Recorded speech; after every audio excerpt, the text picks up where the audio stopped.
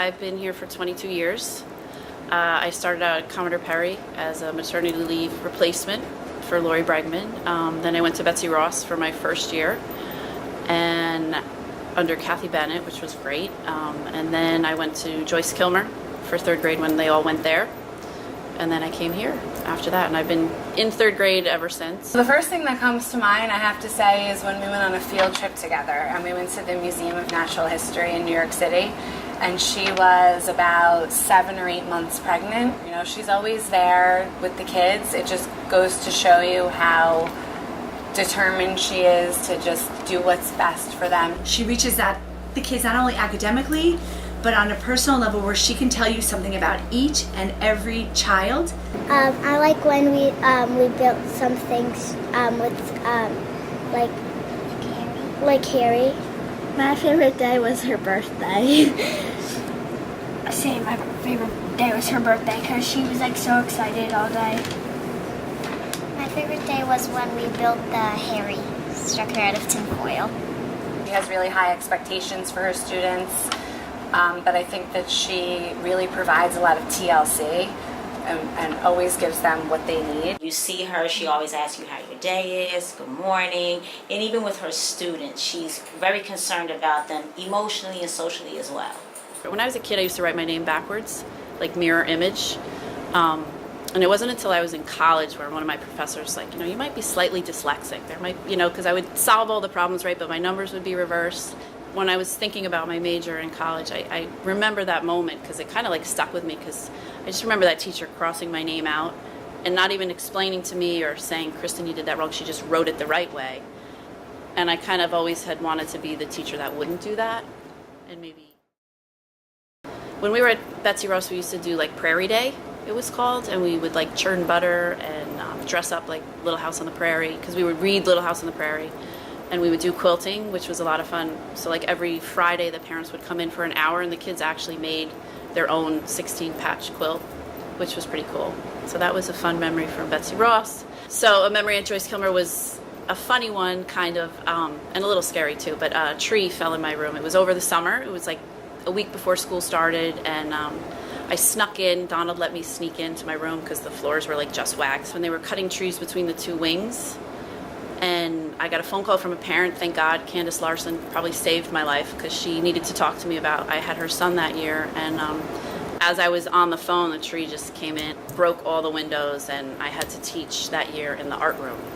And for here, I'd have to say at Lenape, my favorite memory has to do with the Rainbow of Respect. That was my idea. I had seen that in my kids' school, and I thought it was pretty cool. So with the help of Ro Richter, a second grade teacher, we sketched it out, and then parents came in and did the tree with me, and my class did the leaves. So I'm kind of proud of that. So that's like a fun memory, something I kind of leave my mark here, I guess. Mrs. Pacelli has a wonderful reputation here. She's absolutely an amazing teacher, and I'm so fortunate as a parent to have had her 2 times for both of my daughters. And I think that they both just say the same things about her. Her energy is amazing. I just love the age, and I love the kids are just so eager to learn, and they're very, and they want to learn. They're still at that age where they can learn. The stuff that they can do within this year, I think, is amazing. And I say that to the parents at back to school night, like, you'll be blown away at what your kid can do in June versus how they come in as second graders. I think their writing especially really develops, and their math skills, and it's just a fun age. She's a collaborator. She works with her group, not only her grade level group, but the other grade levels. She would ask my opinion, still does.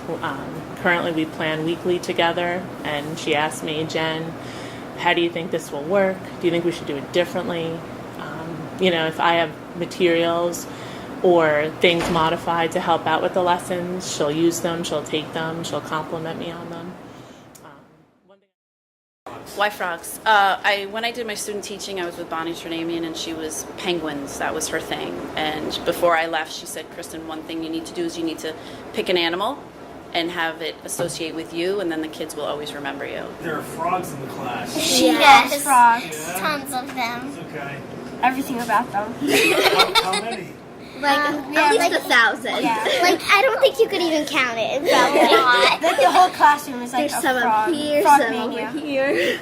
I like it. I like it.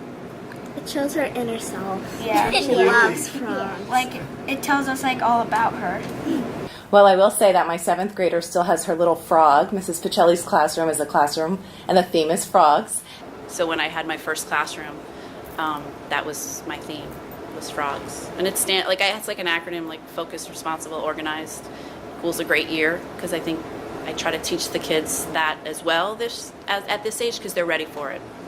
When I see a frog, I think of Kristin. That is like her class, like, logo. Everything with her is frogs. And one day, Dawn and I found a bag of frogs. I said, wow, this is so great. We can get this to Kristin. We went to her room. She was so excited. She gave each kid in her class one of the frogs that we gave her in a bag. And one of the greatest things was probably a week or two after that, she said the kids are so intrigued with the frogs. They use them as manipulatives in math lessons. They use them as just little tools to have on their desk when they're feeling down. Very helpful to all the teachers, no matter where you were in your career, whether you were a novice, a brand new teacher, or you were her peer and have been teaching as long as her. Whether, it's a kindergarten teacher or a fellow 3rd grade teacher. She seems to always have the answers to help us. I'm gonna miss her beautiful smile. Yeah, it's the same thing as Julie. I would miss her smile, because always when I walk in, I like her smile. It just brightens my day. And how she greets us each I day. miss her smile. She always smiles at us when we get something wrong, and she says, "Try again." Just have fond memories of really working closely together, and she was always always had her door open for teachers and students. I see that it's a classroom full of children who are at all different levels, and she obviously teaches a class, but honestly, it's so magical. She touches like each individual child at the same time. It's so amazing to watch her teach.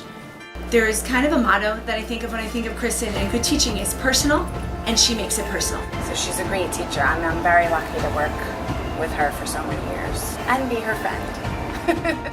Miss Pacelli's organized. Miss Pacelli's never sad. Miss Pacelli never gives up on us. Miss Pacelli is prepared and planned, always. We have to have a safe environment. Like, they have to feel good about themselves before I can teach them anything. And I think I do a pretty good job at that, because I really don't really have ever have had discipline problems or anything like that, because the kids kind of can work things out on their own and can learn, and I can take them that much further.